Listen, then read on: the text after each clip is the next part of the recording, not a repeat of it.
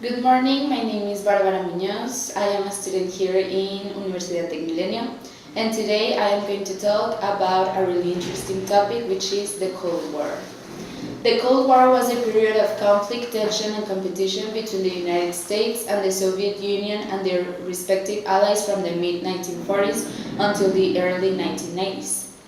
Throughout the period, the rivalry between the two superpowers was played out in multiple arenas: military coalitions, ideology, psychology, and espionage.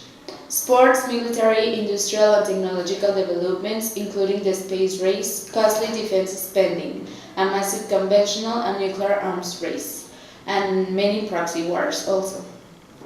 Some important dates that should be mentioned when we talk about the Cold War should be in February the 4th to the 11th, the Yalta Conference in Crimea, Russia, with President Franklin Roosevelt, Prime Minister Winston Churchill, and Soviet dictator Joseph Stalin and their top aides. Main attention is deciding the post-war status of Germany.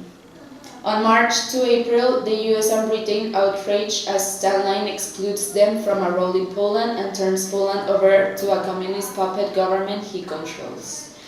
In April the 12th, Roosevelt dies, and the Vice President Harry S. Truman takes over with little knowledge of current diplomatic efforts, no knowledge of the atomic bomb, and a bias against Russia. On July 24, at the Potsdam Conference, Truman informs Stalin that the United States has nuclear weapons. On August 6, Truman follows advice of Secretary of War Henry Stimson and gives permission for the world's first military use of an atomic weapon against the Japanese city of Hiroshima.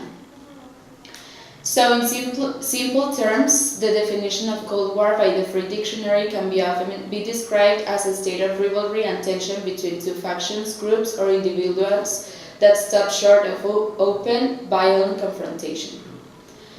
In this period, there were two systems that were mainly the rivalry between the countries. It was the capitalists and the socialists.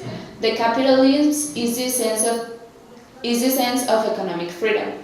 Practices like ill-conceived subprime lending and crippling corporate fraud are side effects of a system that revolves around the individual's right to pursue his or her financial goals without the government getting involved. For classical liberal thought, from which capitalism arose, here are some philosophers that were mainly important for this system. John Locke. He focused on his insistence that private property is the basis of liberty. Also, make a note of his understanding of the state of nature and social contact.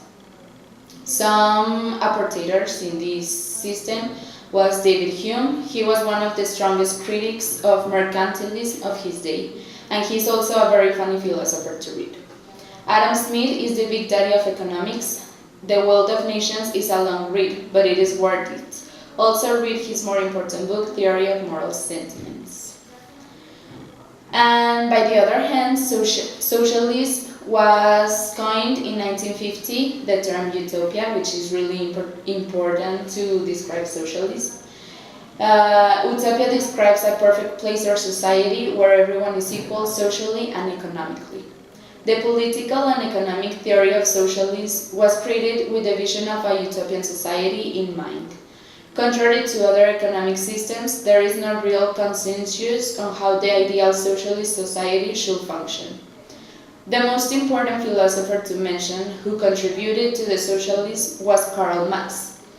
Marx's theories about society, economics, and politics, collectively understood as Marxism, hold that human societies develop through class struggle.